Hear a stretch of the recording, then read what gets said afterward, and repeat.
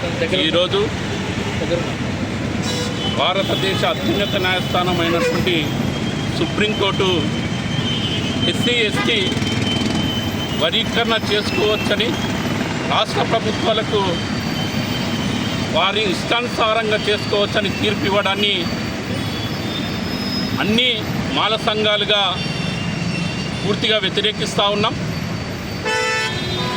2005లో ఇదే supreme court SC వర్గీకరణ సాధ్యం కాదు, ఇది రాజ్యాంగ విరుద్ధమని తేల్చి చెప్పినప్పటికీ కూడా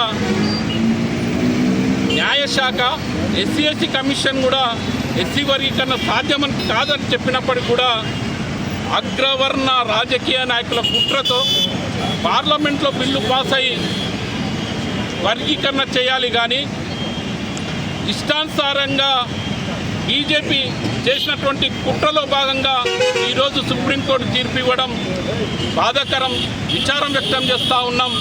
ఈ తీర్పు సరైనది కాదని కూడా ఈ సందర్భంగా హెచ్చరిస్తూ ఉన్నాం.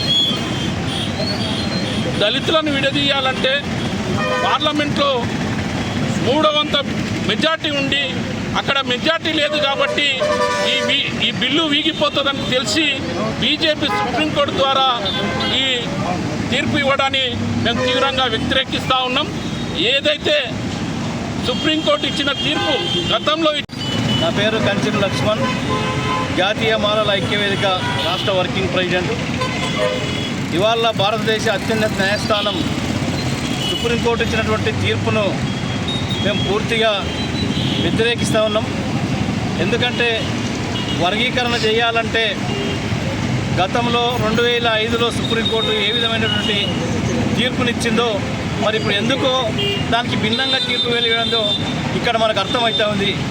కేంద్రంలో ఉన్నటువంటి బీజేపీ ప్రభుత్వం యొక్క కుట్రలో భాగమే ఈరోజు ధర్మాసనము పూర్తిగా భిన్నమైనటువంటి తీర్పునిచ్చిందని ఈ సందర్భంగా మేము నిరసన తెలియజేస్తూ ఉన్నాం.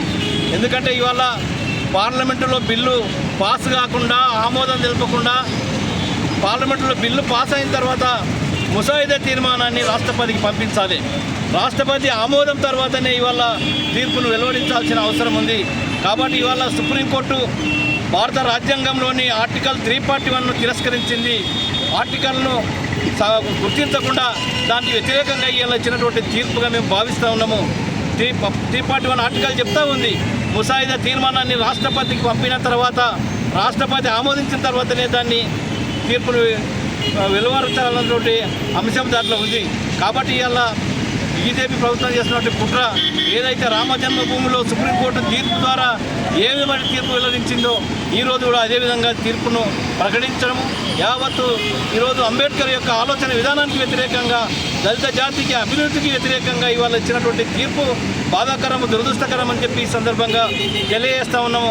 మా ఆశయం ఒక్కటే, ఇవాళ అంబేద్కర్ ఏదైతే స్ఫూర్తినిచ్చిండో రిజర్వేషన్ల ద్వారా రాజ్యాధికారం వైపు ఆర్థికంగా ఉద్యోగ రంగాల్లో అభివృద్ధి చెందాలి, అది అయిన తర్వాత రాజ్యాధికారం పొందాలి, అప్పుడే ఈ దేశంలో ఉన్నటువంటి దళిత బహుజనులంతా కూడా బాగుపడుతున్నటువంటి కాన్సెప్ట్కు విరుద్ధంగా ఇవాళ రాజకీయ పార్టీలు చేసినటువంటి కుట్రలో భాగమే అని చెప్పి ఈ సందర్భంగా తెలియజేస్తూ సమానత్వం కోల్పోతూ ఉన్నాం, ప్రజల యొక్క హక్కులను కోల్పోతూ ఉన్నాము. ఇవాళ మిత్రుడు అన్నట్టు కులగణన చేయకుండా ఈ దేశంలో ఉన్నటువంటి బీసీలు ఎస్సీలు ఎస్టీల యొక్క కులగణన చేయకుండా ఇవాళ వర్గీకరణ చేయడం అనేది చాలా దురదృష్టకరంగా భావిస్తూ ఉన్నాం. ఇప్పటికైనా సుప్రీంకోర్టు తీర్పులో పునరాలోచన అని చెప్పి ఈ సందర్భంగా మేము డిమాండ్ చేస్తాం. మాలల జన సమితి రాష్ట్ర అధ్యక్షుడు ఈరోజు ఎస్సీ వర్గీకరణ అన్ని రాష్ట్రాలలో రాష్ట్ర ప్రభుత్వాలు చేసుకోవచ్చని చెప్పి కేంద్ర సుప్రీంకోర్టు న్యాయమూర్తులు ఆదేశాలు ఇవ్వడం మాల సంఘాలుగా మేము పూర్తిగా వ్యతిరేకిస్తున్నాం, ఖండిస్తూ ఉన్నాం.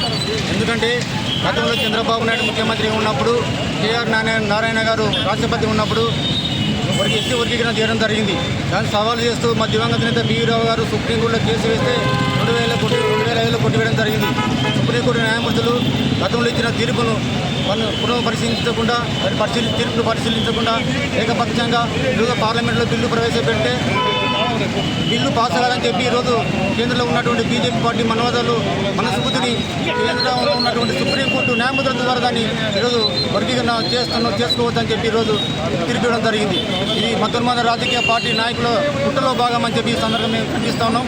సుప్రీంకోర్టు తీర్పును వెంటనే వెనక్కి తీసుకోవాలి. ఆ తీర్పును వాళ్ళు పునర్సమీక్షించుకోవాలి. ఎందుకంటే రాజ్యాంగంలో విరుద్ధంగా అంబేద్కర్ ఆలోచన విధానానికి వ్యతిరేకంగా ఇలాంటి వర్గీకరణ చేయడం అనేది రాజ్యాంగ విరుద్ధం తెలుసు. సుప్రీంకోర్టు న్యాయమూర్తులు కానీ కేంద్ర ప్రభుత్వం కానీ మీకు దమ్ముంటే విధంగా ఈరోజు ప్రస్తుతం దళిత జనాభా దామాచ ప్రకారం ఎస్సీ వర్గీకరణ శాతాన్ని పెంచాలని మీరు ప్రయత్నం చేయాలి. సుప్రీంకోర్టు తీర్పులు ఇవ్వాలి కానీ ఉన్నదాన్ని మీరు ఇవ్వడం అనేది చాలా దుర్మార్గమైన చర్య చెప్పి సందర్భంగా తెలియజేస్తా ఉన్నాం. జై భీమ్, జై తెలుగు. ఈ సందర్భంగా మేము డిమాండ్ చేస్తూ ఉన్నాం. అంతేకాకుండా తెలుగు రాష్ట్రాల్లో ఉన్నటువంటి ముఖ్యమంత్రులు ఈ తీర్పు వచ్చిన వెంబడే మేము ఎస్సీ వర్గీకరణ చేస్తామని ప్రకటనలు ఇవ్వడానికి కూడా మేము తీవ్రంగా వ్యతిరేకిస్తూ ఉన్నాం. ఎందుకంటే ఎస్సీ వర్గీకరణ చేయాలంటే ఏ విధంగా చేస్తారు? కులగణన జరగలేదు.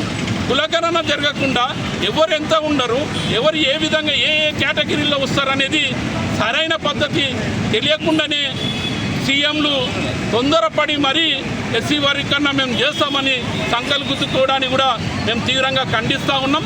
ఖచ్చితంగా ఏదైతే రాజ్యాంగ విరుద్ధం 341 ఆర్టికల్ ఉందో ఆ ఆర్టికల్ని సవరించాల్సిన అవసరం ఉన్నది రాజ్యాంగం ద్వారా.